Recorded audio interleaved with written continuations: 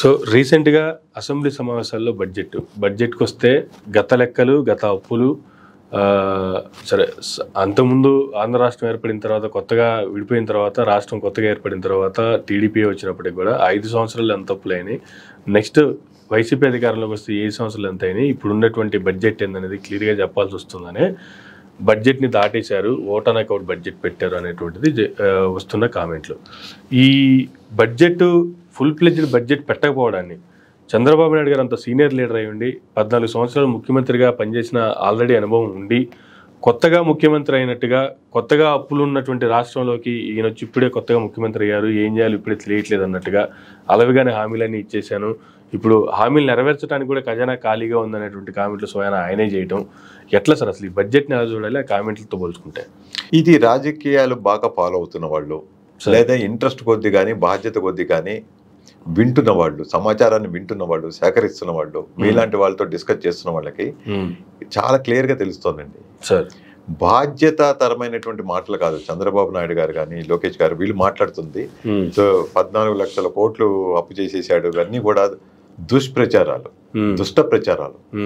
అది వెళ్లే వాళ్ళ చెవిలో వెళ్తుందనే, అంటే గ్లోబల్ ప్రచారాలు చేసినట్టయితే, గ్లోబల్స్ ప్రచారం అంటారు, చేసినట్టయితే 100కు 100 మంది చెవుల్లోకి వెళ్ళక్కర్లేదయ్యా, 10 మంది చెవుల్లోకి వెళ్తే చాలు, ఆ 10 మంది కోసమే నేను చెప్తుంది అన్నట్టుగా.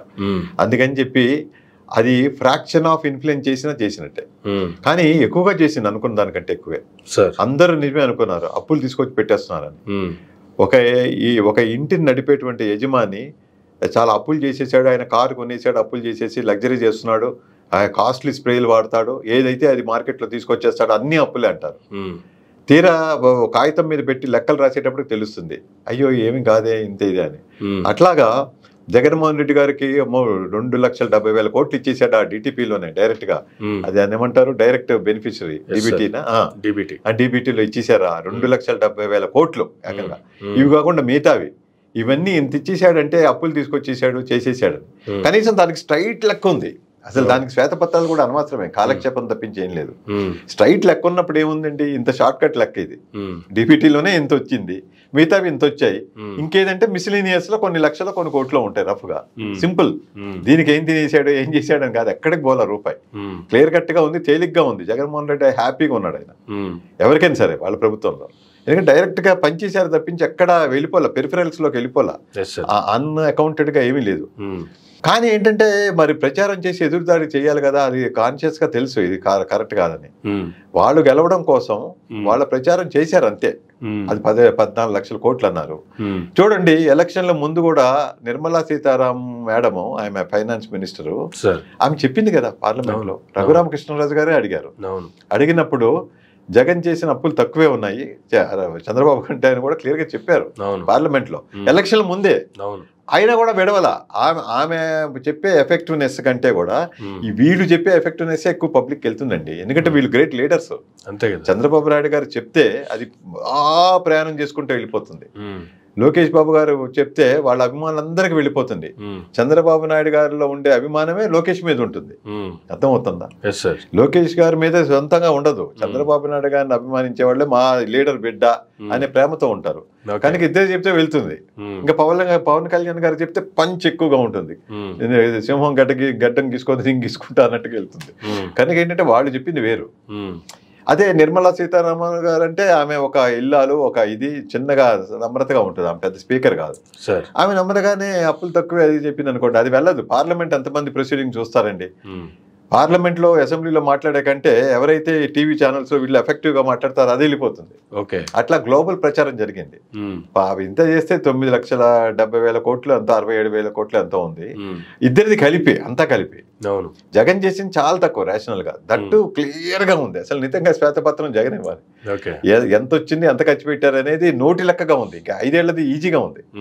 అసలు ఎక్కడ కన్ఫ్యూజన్ లేదు. అయ్యో లెక్క ఎక్కడ పోయింది ఇక్కడ రాయలేదు లేను, అసలు చాలా సింపుల్ గా ఉంది లెక్క.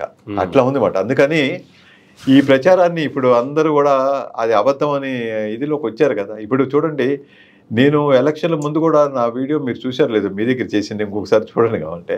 అందులో చెప్పాను, సార్ నేను ఇట్లా పార్కుకి వెళ్ళి నడక్కి వాటికి వెళ్తాను, 1 గంట సేపు మాట్లాడుతూ ఉంటాను, నాకు రాజకీయాలు ఇంట్రెస్ట్ కాబట్టి ఇట్లాంటి ముచ్చట్లు ఇట్లాంటి డిస్కషన్ చేసుకుంటూ ఉంటాము. తెలుగు రాష్ట్రాల నుంచి వచ్చి హైదరాబాద్లో ఉన్న వాళ్ళు మెజారిటీ తెలుగుదేశం అంటున్నారండి అని చెప్పాను నేను. చాలా మంది వాళ్ళు పేద పుటక వాళ్ళు కూడా ఉన్నారండి, అందరు రిచ్ పీపులే కాదు. రిచ్ పీపుల్ వైసీపీకి ఎటు వ్యతిరేకమే, జగన్మోహన్ రెడ్డి గారు వాళ్ళకేం బెనిఫిట్ చేయట్లేదని. అదే కాకుండా బెనిఫిట్లు తీసుకుంటూ కూడా తిట్టేవాళ్ళు ఉన్నారండి, ఎందుకో మరి అని చెప్పాను మీకు.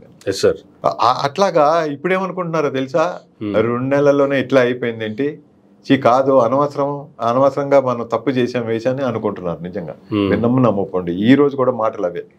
ఈ రోజు కూడా ఉత్తర ఆంధ్ర నుంచి ఒక ఆయన ఉంటాడు, ఆయన ఆ యాక్సెంట్ లో మాట్లాడుతుంటాడు, వైజాగ్ నుంచి. సరదాగా ఉంటుంది ఆయన మాట్లాడుతుంటే, ఆయన అదే చెప్తాడు. ఆయన చూసి 10 మంది వింటున్నారు.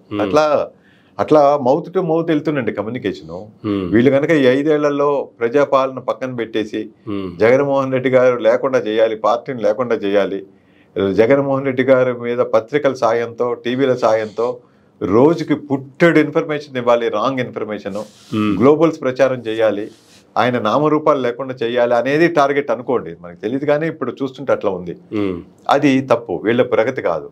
ఎంతసేపు చక్కగా చదువుకునే అబ్బాయి బుక్స్ మీద శ్రద్ధ పెట్టకుండా క్లాసులో వాళ్ళని నాశనం చేయాలి, టీచర్ని అట్లా ఇచ్చేయాలి, నన్ను టీచర్ ఇన్సల్ట్ చేసిందా అంటుంటే ఏం ఎక్కదు. ముందు నాకు ఇచ్చిన బుక్స్ చదువుకుందాం, ఈ చదువుతోనే బుద్ధి చెప్దాం అనుకుంటే వీడు బాగా ముందుకెళ్ళి వీడు పెద్ద ఆఫీసర్ అవుతాడు, దాంతో బుద్ధి చెప్పచ్చు.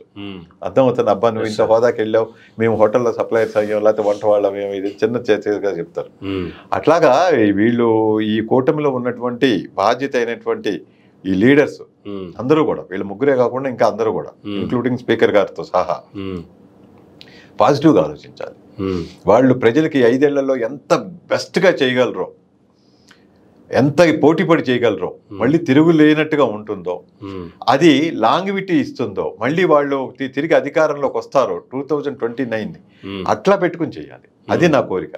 అంతే తప్పించి ఒక్క జగన్మోహన్ రెడ్డి అంతమే మా రాజకీయ అంతం కూడా అనుకోకూడదు.